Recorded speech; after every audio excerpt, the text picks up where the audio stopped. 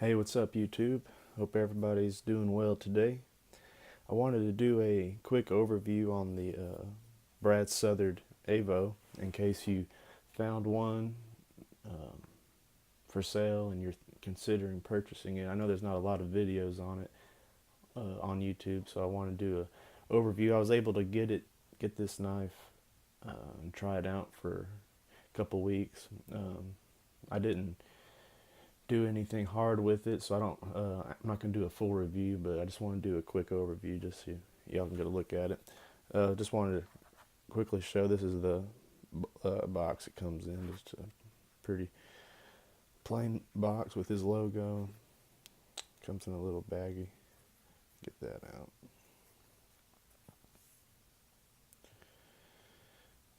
Get that out of the way. I guess I'll do some specs on it first. Uh, this is called the Avo by Brad Southard. It's not a custom. I guess you could call it a mid-tech if you wanted to. He calls it his performance series, and from what I understand, um, he gets some of the things that he does in the process of making his knives that take the longest, he gets done by another shop, and then I guess like the milling of the titanium or whatnot, and like maybe the grinding on the blade, and then he does the rest in his shop. And I heard too that he's trying to get everything in-house so he doesn't have to, put it out to another shop. But anyway, I'm not for sure on all that, but it's not a full custom, I just know that for sure. It's got a 3.5 inch blade, and it is 7.8 inches overall. Sorry for my weird camera angle, guys. I have my tripod on the way, so I won't have to keep using all these weird setups for these videos.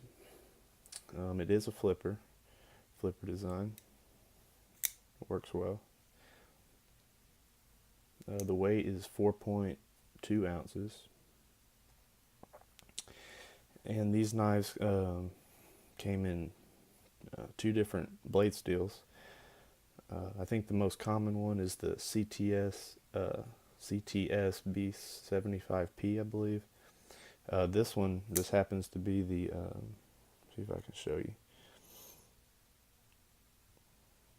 the PSF 27 blade steel, which I think is a little more rare. But the scales are both titanium. It's a titanium frame lock. The standoffs are titanium as well. The hardware is all stainless. It's got a over travel stop right underneath the pocket clip there. It has a caged ball bearing pivot, and it's has a ceramic ball for the detent.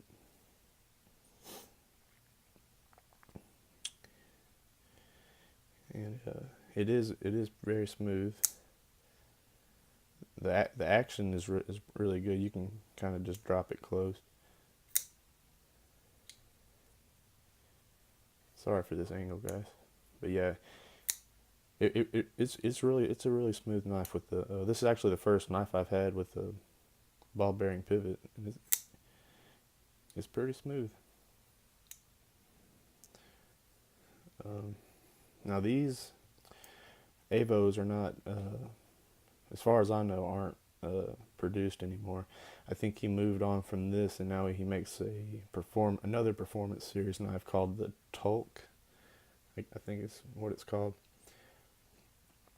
So if you were looking for one of these, it'd be on the secondary market, because I think these, might be wrong, but I think these came back out in around 2014 or so, and I'm not sure when he stopped making them. But if you find one, they're probably going to be, I don't know, probably minimum $400 if you find one for sale. one thing I wanted to mention is how comfortable this knife is. Probably out of every knife I've owned, this might be the most comfortable knife in hand. For sure, top three. If you look at all the contouring of the milling of the scales there, all around, there's nothing sharp, nothing pointy at all anywhere on this knife. It's all smooth.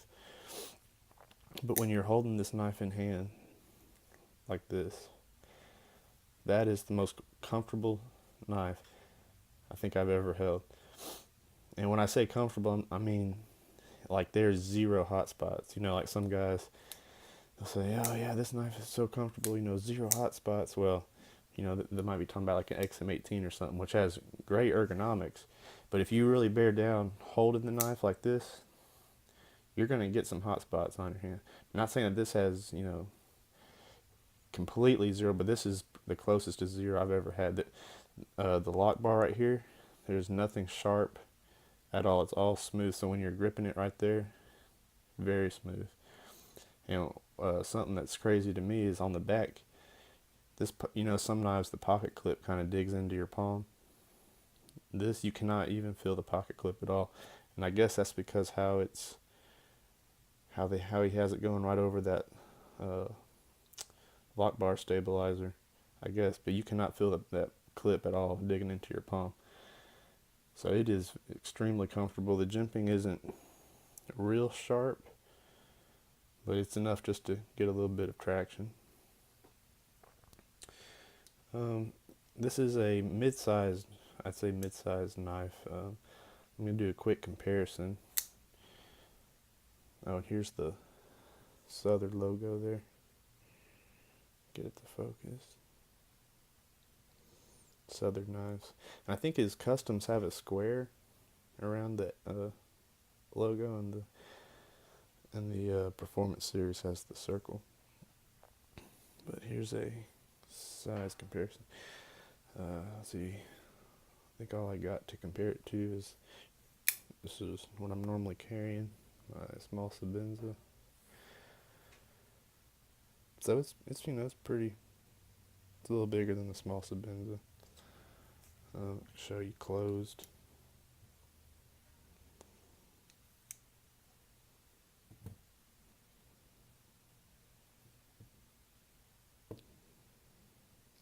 See, it's bigger than that. And let's see, a big knife. Out here I got my brother's Endura. Let's see. So it ain't gonna be that big. I can't even get the Endura in the screen. So it ain't small, but it's not huge either. I forget what the total length on the Endura is, but it's a good size. I have medium-sized hands, and I got some hanging off the bottom there, so it's nice. Some other things to mention is like the extreme early lockup on this thing. Let's see if I can get that to focus. That's like, I don't even, like what, 10% or something? Let me make sure I have that all the way engaged. I mean, that's, I don't know if y'all can see that, but that's like crazy early. And I messaged some guys in the Brad Southard group, and they all said that was normal. So, but some people, you know, they like really early lockup. So, I'm not really saying this is a good or a bad thing. Just something to note. If I had to give it a knock for something, but I've only had this for a couple weeks, but it would be that there is a little bit of up and down play in the knife. There's no side to side, but and I've tried tweaking it every kind of way, and the little bit of up and down play just remains there. And it's not a big deal, but it's just, you know, a little bit of up and down play. Maybe the other thing I've heard some other people talk about is this. Let me see if I can find a good example before I show you what I'm talking about. I'll just show you on my Sabenza. You know how normally, I think there's a proper name for this, but I don't know what it is. Like a sharpening notch. See how the edge kind of ends right there, and you got so you when you're sharpening, you can get all the way up to that cutting edge. Some knives have a little notch just cut straight into the blade, where you can get up to it. And I think some of these Spydercos they normally don't have it. They just have you can see it goes all the way to the end almost. Makes it kind of hard to get in there to sharpen. But anyways, on the Southard, whoops, they kind of just it's like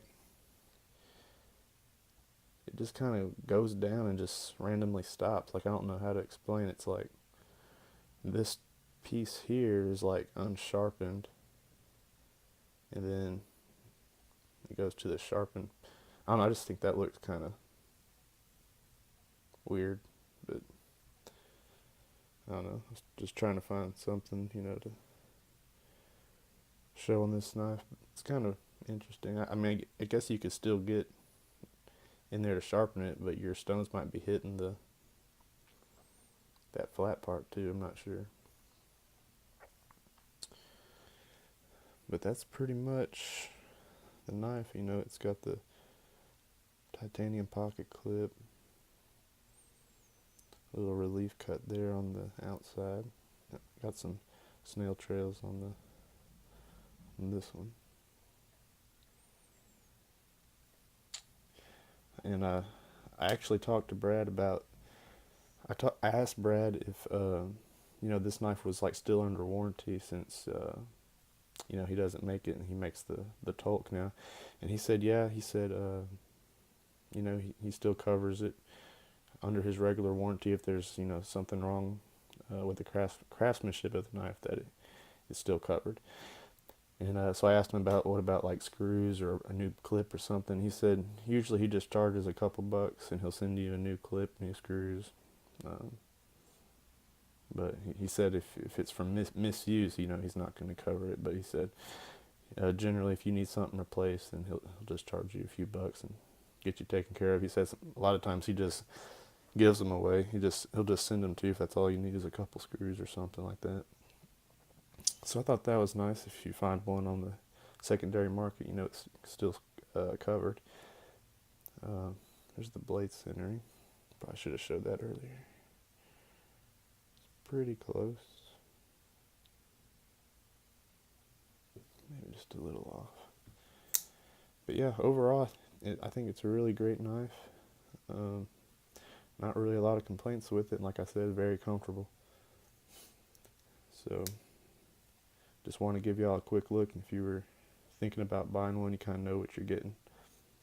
So, all right, y'all, have a good one.